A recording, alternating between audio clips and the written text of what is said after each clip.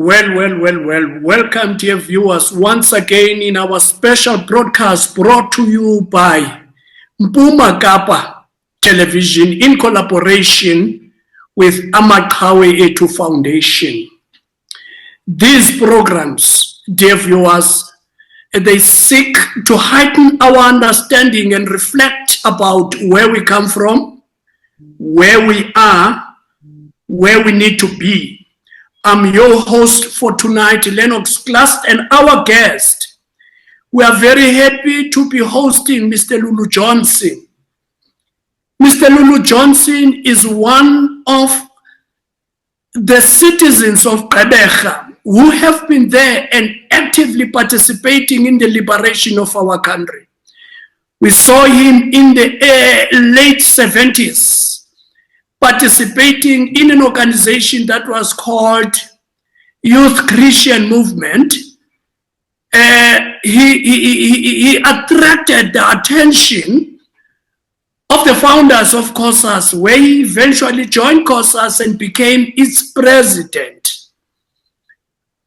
After his schooling days, Mr. Johnson found himself joining the South African Youth Congress of the African National Congress, South African Youth League. Eventually, Mr. Lulu Johnson became the president of this league. Welcome, Mr. Lulu Johnson, in this program.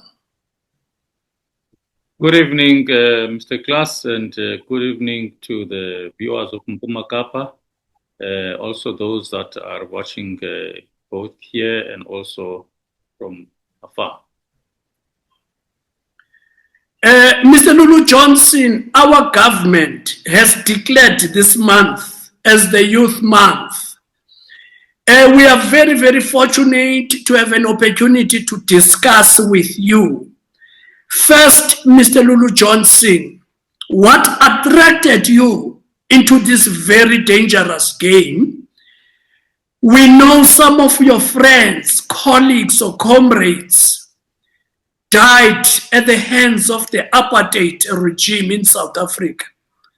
Your friends like Siphiwe Mthimkhulu, Topsy Mataka, Livingstone Tlokwana, Queen Ntantiso, Zima Sigcina, Mthetheleli Gcina, Boy Sigcina, Nokuthula Mgibe. The list is endless. It could have been you, Mr. Lulu Johnson. Why did you get into this, that you were risking your own life? It started in the late 70s. I remember 1976 when we had to come out of school. And also this was a process that began in Soweto.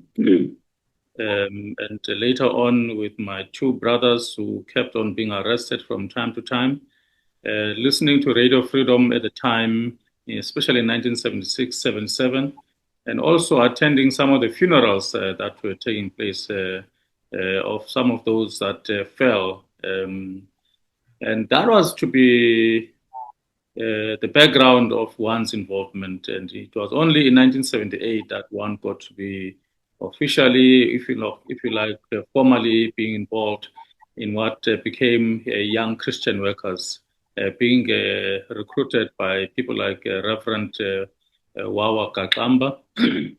That was to be the area, or rather the background again to my involvement and attracted to this liberation struggle. And again, also the establishment of COSAS in 1979 led to a number of those that I grew up with being involved. And then it is also there that in 1980 it started with the struggles against undemocratic structures within schools, what was referred to as a prefect system, which we wanted a Student Representative Council, which is SRC, in line with what YCW got to be involved in, which was called a year of genuine representation, which was a theme for the year in 1980. Mr. Lulu Johnson, naturally, given the picture you've just painted, one had an option. One of those many options was to pursue one's academic qualifications or career. You opted not to go that route all the way. Another one was because I know you grew up in New Brighton. New Brighton was an area characterized by a number of sporting codes. One could have opted for that route, either boxing, football, rugby, but you opted for the life of political activism that around the same period saw so many people dying, getting arrested, getting kidnapped by the apartheid Boers or apartheid system. I'm trying to get a sense from you why opted for this route that was extremely dangerous. Well, there were a few options if I were to get directly to the areas of involvement that you spoke about. One was in education. Clearly, as one of our struggles got to be about what we still confront as we speak today, mathematics that is pure, as it is called, and also what is called mathematics literacy. At the time, it was called functional maths, which we were fighting against at Tembelihle High School. This is what prompted a number of problems for me with a principal called Mr. Van Koller at the time. He was quite intimately associated with the special branch of the days. Any time we were having any activity, we would suddenly see the special branch coming through to our school. Now, we were doing accounting at school and also economics and business economics. With those mix of subjects, having to do functional maths at the time, now called math literacy, it was clearly not going to take you anywhere close to accounting or chartered accounting, which would have been the area of interest one would have had at the time. That was the background insofar as education is concerned. Insofar as sport is concerned, the issue of sport, it was quite a very interesting one, I must say. Having been party to Dribbling Wanderers, which was a soccer club in New Brighton, I can safely say there that I used to play number 6, under 18 at the time. And then later on, or same time, I must say, not even later, one was involved in karate. Fortunately or unfortunately, I went as far as yellow belt in karate, training at Hoza. And also, of course, one was involved in church. So now, these are the options that one would have had at the time. If one was to have grown up as a typical young person in any society, those are the options one would have had to deal with going forward. Well, thank you very much. Now, okay. To take the route that one did, it was to be that background I gave earlier on, and the recruitment that one got through Reverend Kaklamba, that one saw himself moving further and further away from those social activities like sport, like education, and also like church.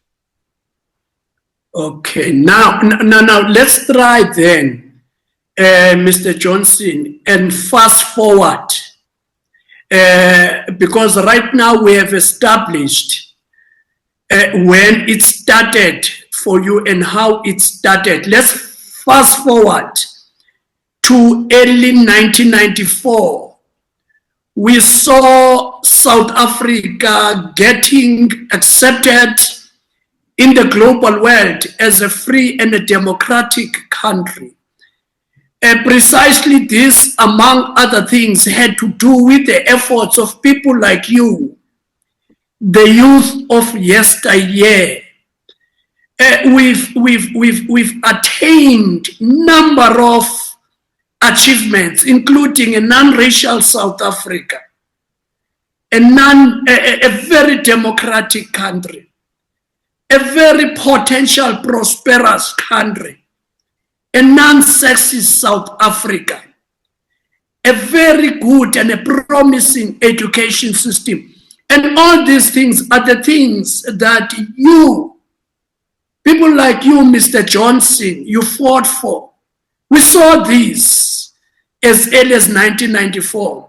Unfortunately, Mr. Johnson, when you look back 30 something years later, we are beginning to lose some of these achievements. We see the racism rearing its ugly head in South Africa. We see tribalism doing the same. We see people questioning the significance of Bella Act. We see people questioning the nature of our relations with the foreign countries, meaning that our international relation policy. Where did it go wrong, Mr. Johnson? Would you attribute that to the lack of activism by the youth, that we are beginning to lose some of these things that we have won as early as 1994? The youth of yesteryears, as we all know, that it was behind the ANC achieving a liberated South Africa. The youth of yesteryears gave its all, as you did articulate, that those young people, our generation, those that came before us, gave their all, both in terms of lives and also having to be in prison and also having to be in exile. And some of those lost even families. The youth of today, just a generic exercise that I did do as to what type of challenges that are confronting the young people of today. Young people of today are very, very unemployed, as we all know. The statistics do tell us over 60% of young people are unemployed. And then, of course, also young people of today, they are so coerced by what is called drug and alcohol abuse. Those are substance abuses that we have today in South Africa. And then, of course, there is one fundamental one that all of those lead up to, which is crime. Now, these are the challenges that young people are confronted with, which even to a point where they take us backward, because there's no focus about what currently are we supposed to have or to do as young people. What currently and in future are we supposed to be pursuing going forward? You are correct in saying that the world is open out there for young people to pursue their own careers, their own development as human beings that are young. Unfortunately, we find ourselves with our young people having to see themselves still stuck with all of those nuances that talk about illnesses of society.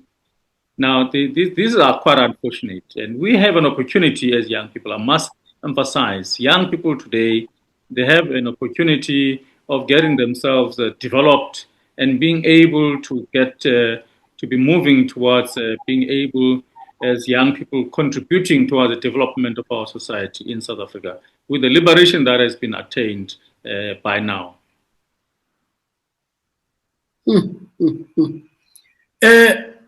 Interestingly, Mr. Johnson, you are talking about the high level of unemployment, which is a reality, really. No one can argue against that.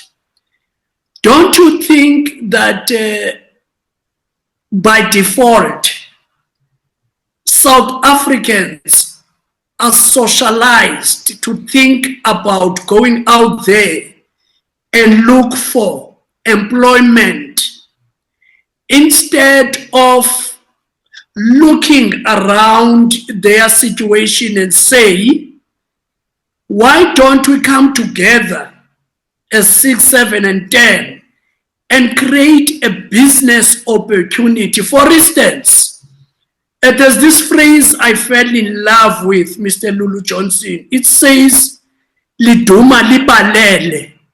Basically, this denotes that the blue sky is thunder, even if there's the absence of the clouds in sight. When people go deeper, they are saying we are under attack by Amaqhawe, by the criminals. Now, here is a group of the youth in Gqeberha. They do not have jobs. And perhaps they might be even be recruited to be part of Amaqhawe. Why can't they constitute themselves into formations to fight the crime? Because I feel when they do that, Mr. Johnson, they will get support from business chamber. They will get support, including stipends. This is the beginning of coming with a very possible and better way to create jobs for themselves. Because right now our country is unable to generate jobs. Why can't the youth come together and explore these possibilities? Is there a problem in doing that?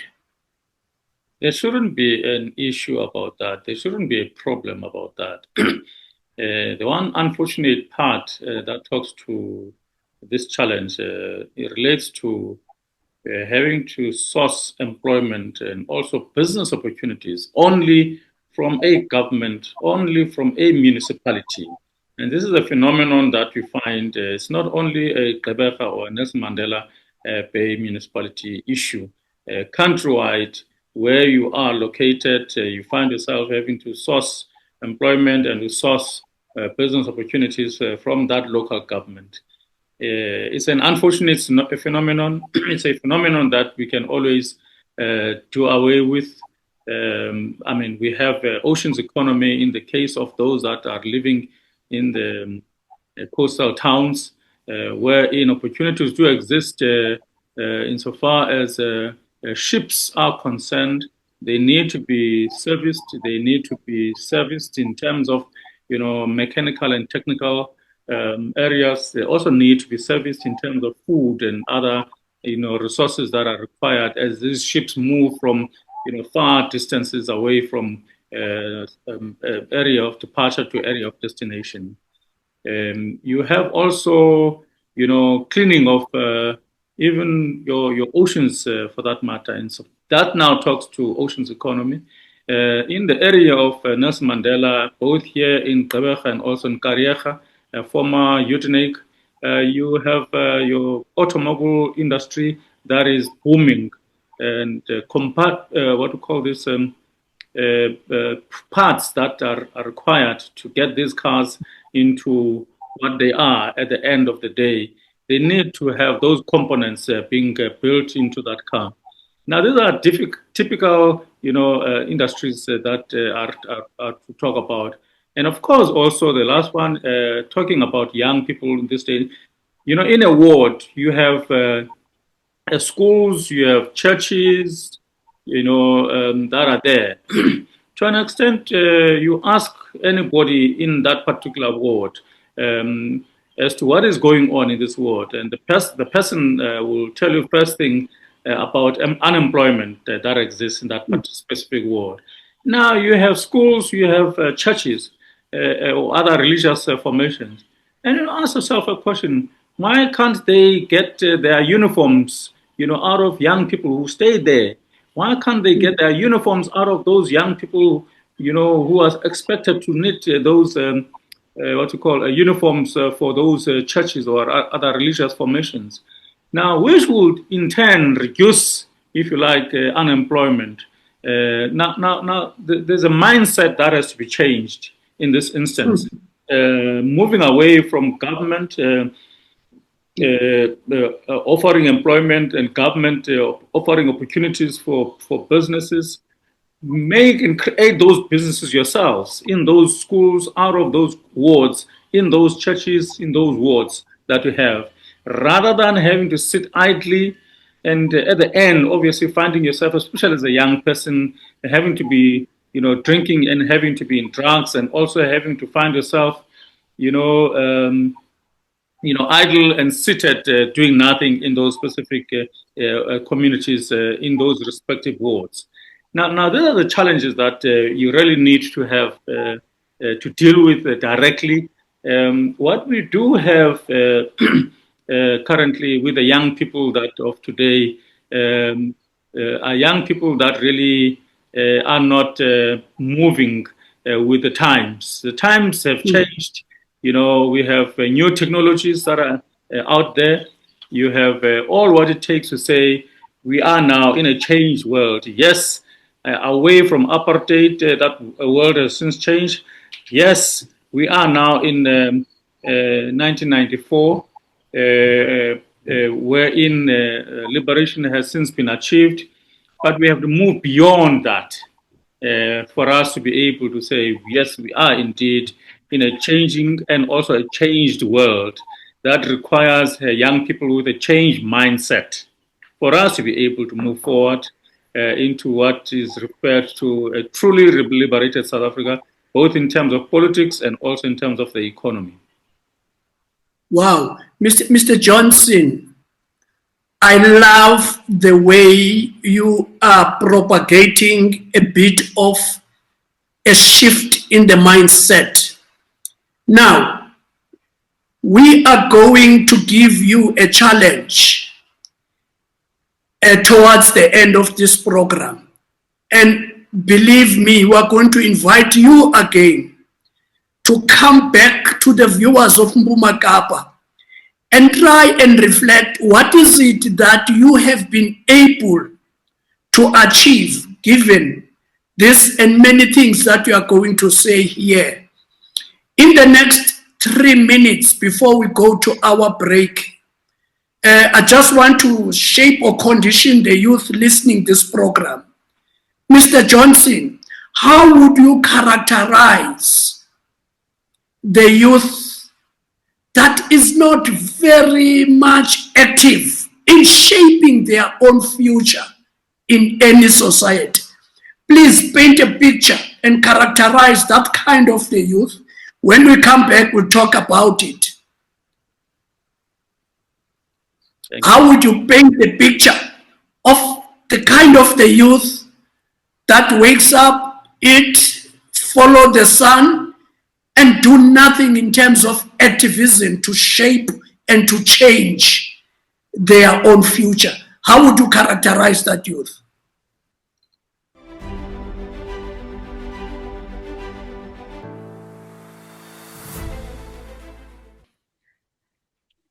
Welcome back, dear viewers of Mpuma Kapa Television. In this program, facilitated by Amaqhawe Ethu Foundation in collaboration with this television station. We continue with our program with Mr. Lulu Johnson, the former president of both COSAS as well as the Youth League. That would be the ANC Youth League. We are discussing so many issues really that points an arrow to a number of youth in Gqeberha that is not very, very active. In fact, even beyond Gqeberha, we are trying to say what is it that can be done to make sure that the youth in South Africa is active in shaping their own future. Mr. Lulu Johnson, there's this phrase that I like. People say, and a youth that is not active can be equated with a room that does not have windows, meaning that it's just a room, no light is coming in, people inside cannot see the future, or they cannot see outside. I want you to paint a picture why it is significant for the youth to be active in shaping their own future in South Africa.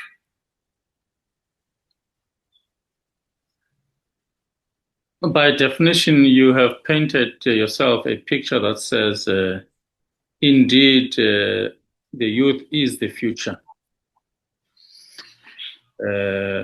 What we have seen worldwide, with all the struggles and the revolutions that have been taking place, the young people have been active.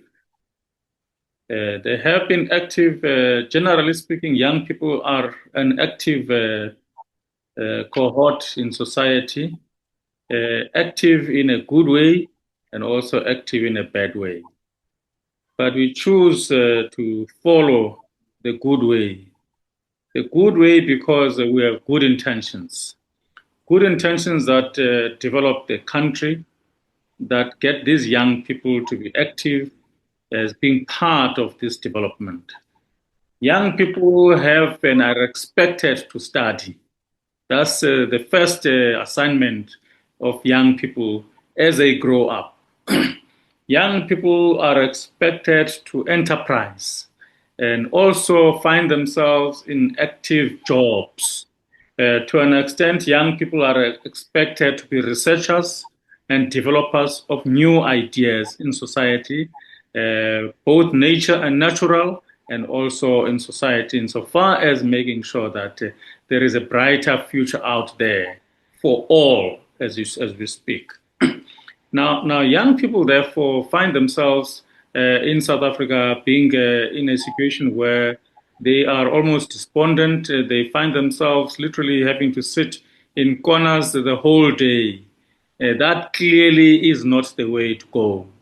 Young people, they have a future that has been opened up for them since 1994, when the ANC liberated this country.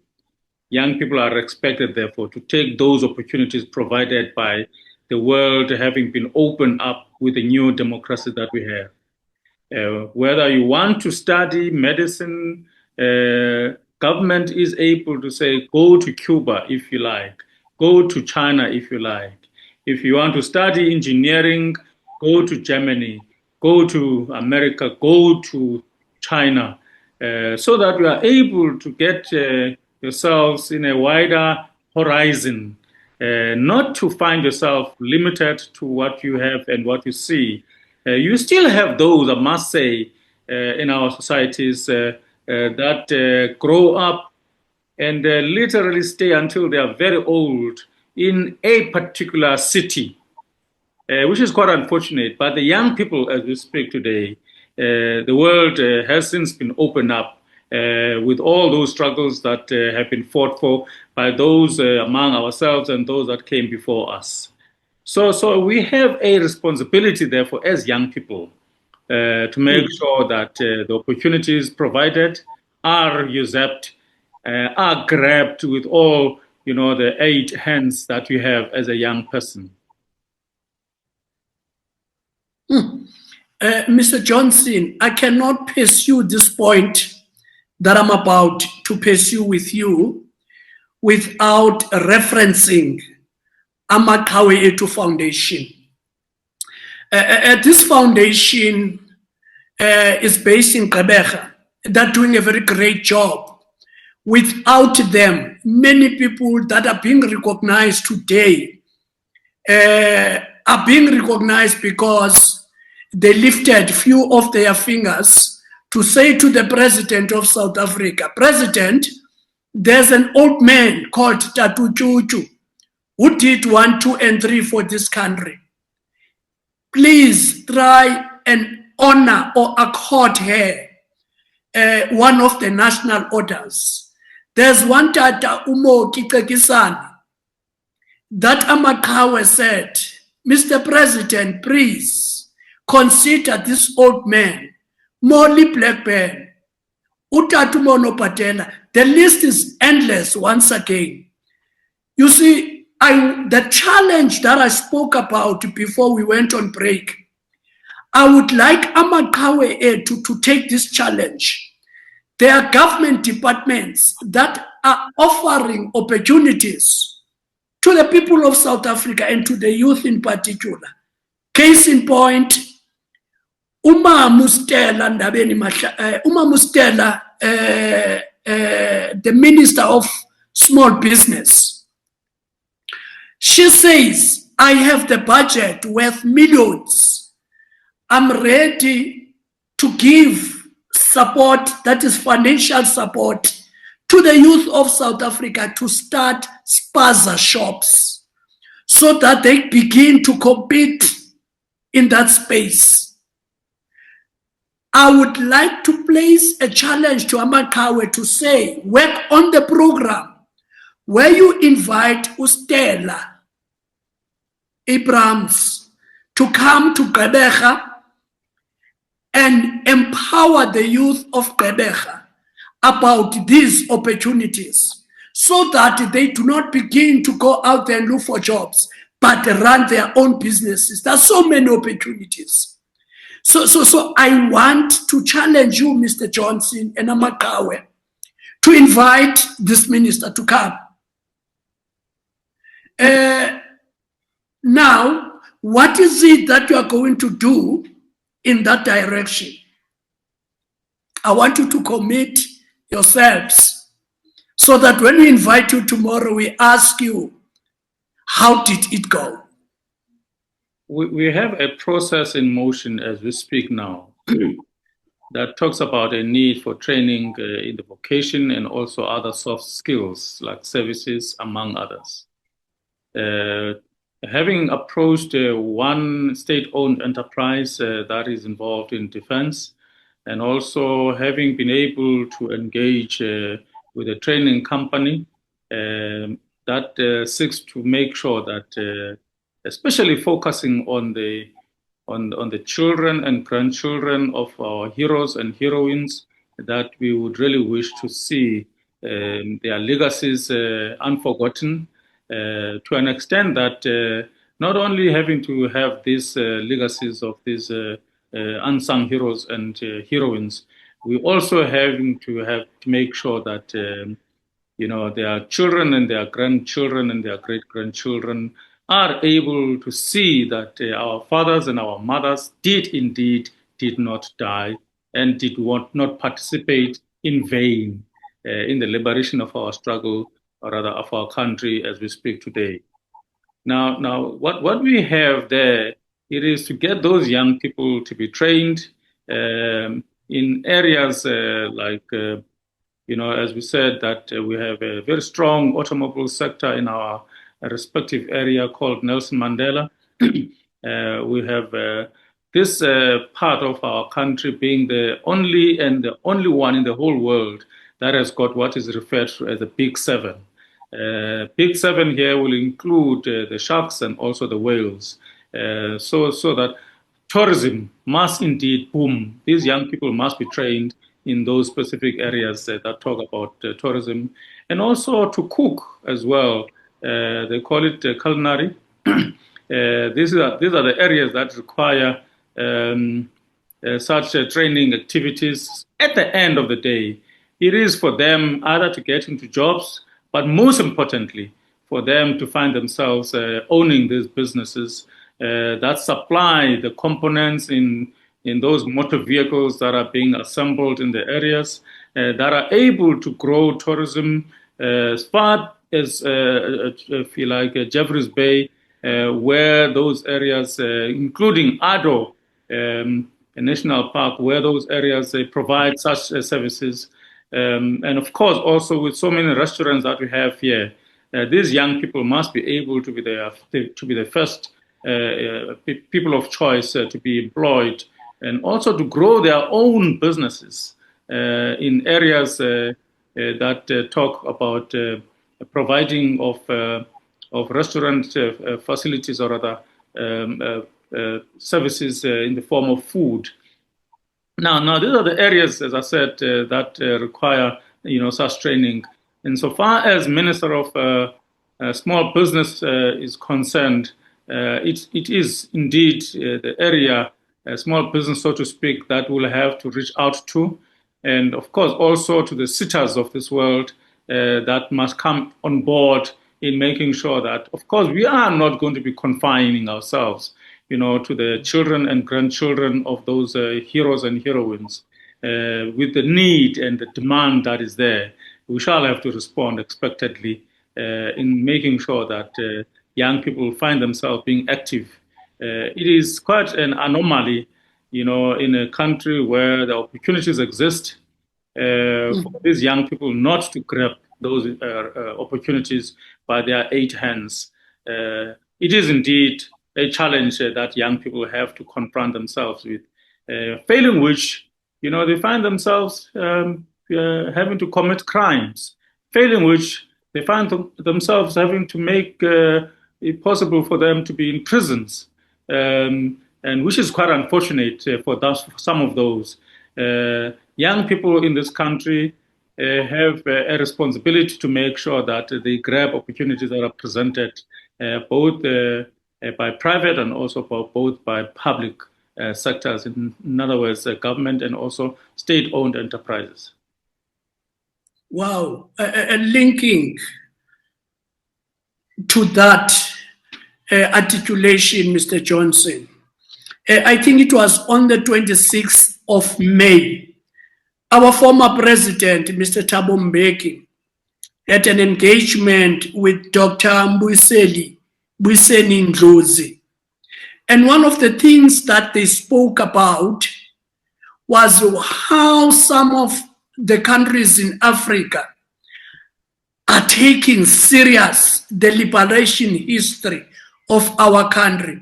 He cited Guinea-Bissau. He said he was told there that at school, the syllabus of the learners there, the learners are learning about the liberation struggle of our country. They are being taught about people like O.R. Tambo, the president of the African National Congress, Utata, Professor Robert Sobukwe, the former president of the PAC, Utata Stephen Bantu Biko.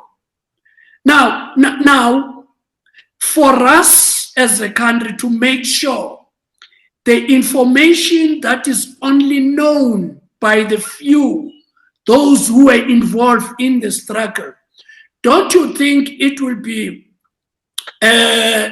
important that this history is translated into the set books of our history in our schools so that this history does not dissipate?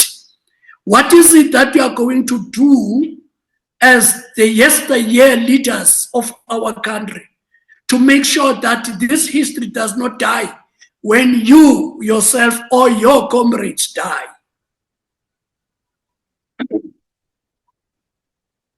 One of the major challenges that continue to be engulfing us as a nation in South Africa talks to the type of education that we really aspire to have. We have not been able to resolve that question. Unfortunately, we have heard what is called the Freedom Charter, which this year celebrates 70 years. To an extent, a question that responded to the birth of the Freedom Charter was out of the Defiance campaign that asked a question as to what type of South Africa do you want? Then we have a Freedom Charter. In 1983, we started a process that of having to ask that very same question. What type of education do we want?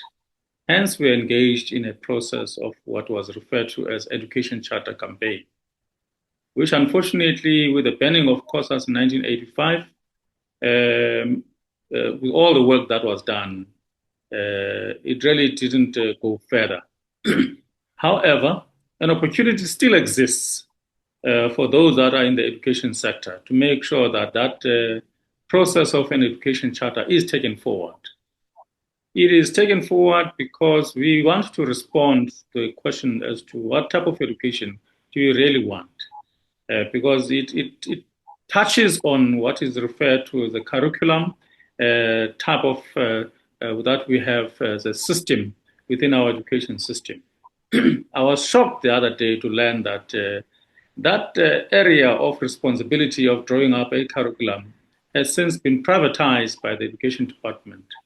And now any other entrepreneur, who wants to come up with some ideas about the type of curriculum that we want to have can easily come up with such and present and be assigned.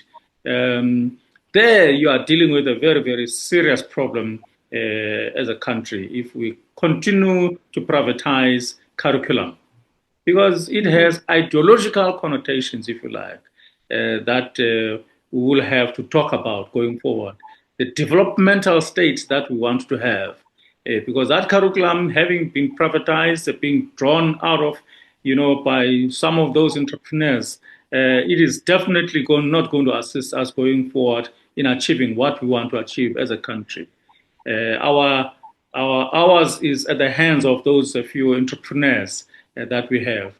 So that is a major challenge that we're confronted with. Hence, then, we still cannot see a need for such a curriculum being a part of our own education system. By right, we are supposed to have those kinds of, in Angola and also in Mozambique, we've heard those scenarios wherein, the type of education would have been seen. Back in the days, we used to have what was referred to as polytechnical colleges, which we were told that, with education must go together with production. I guess that's what these TVETs are supposed to be talking to, as these learners are being able to be taught in those TVET colleges. Now, these are the challenges that, as I said, the country has to deal, and it must really be an issue that those that are in the education sector must be able to take this process forward in making sure that this question is now finally answered. What type of education do you really want? Well, you spoke of the Freedom Charter, Mr. Johnson.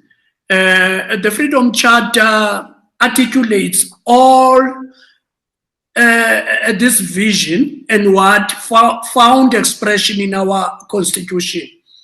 Today, our country is talking the national dialogue. I would love you to articulate your views about the significance of the forthcoming national dialogue in South Africa. What do you think this national dialogue that is facilitated by all the progressive foundations that we found in South Africa, the civic bodies, as well as state entities? Because when I look at it, I see something or the process that informed the Freedom Charter. So what are your views, and what do you think is the importance of this forthcoming national dialogue? South Africans have to find each other. South Africans have to move away from racism. South Africans have to move away from ethnicity and tribalism. We had thought at some point that we have indeed moved away. Until you have to deal with what is referred to as now redemarcation of our wards towards the local government election. Only then that you get to see that your apartheid spatial development is still intact. Just to give one example about one area in the Nelson Mandela, a ward in what is referred to as Sherwood, among others. I think it's Ward 9, if I'm not mistaken, where you have your previously white community still being intact, and one voting district being expected to vote being 6,557 in numbers of those eligible to vote. Now this is one former white community area. And finding yourself in such a situation, clearly you still have apartheid spatial development still being intact, where you have there, if you like, you can only have no less than 100 of black people living in that community. And the rest are white community members of that particular area. Now, what I am talking about here is that when we say move away from racism, when we say move away from ethnicity, from tribalism, you're talking about a need to create one non-racial South Africa, as you have just expressed. We are not there yet. From time to time, we hear people talking about a Zulu nation, a nation within a nation. From time to time, you hear people talking about, Xhosa nation. How do you find a nation within a nation? It's like you are in Rome, where you have a Vatican being a city within a city.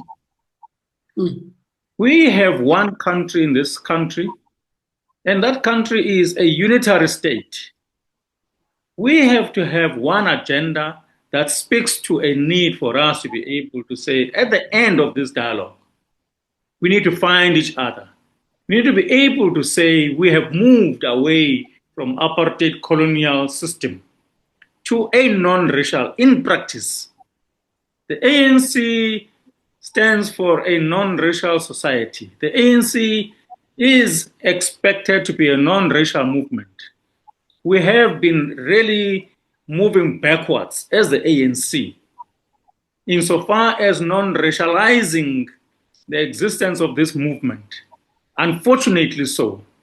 You have, if you like, going to any regional meeting of the ANC, you largely see people with short hair like mine and yours, and speaking one vernacular language, which is very unfortunate. And I also say to any organizer, you are lazy to reach out to communities out there and make sure that ANC indeed is non-racial, because we are aspiring to be a non-racial society. And charity must indeed begin at home. What we're talking about here, insofar as dialogue is concerned, I've been engaging with some families of those that were there before. Family of Biko, family of Sobukwe, and also family of Mandela. And of course, also family of Verwoerd himself, on the same subject matter. This is a subject matter that really requires, us to be able to say we come a long way. We come a long way that says our forefathers have said and have done this. As the new blood in our own country, we have a different country that we need to all get to be involved in making sure that it really indeed it becomes a new non-racial democracy that we have today. On that new non-racial point, we are coming to the end of our tonight's broadcast. But before we do that, I will give you an opportunity to give us the parting note. I like the part of saying, we are one country, we are one nation. There can never be a political party that talks of a particular race. Not ANC, not PAC, not EFF, not any other party, not PA. South Africa is a country of one nation.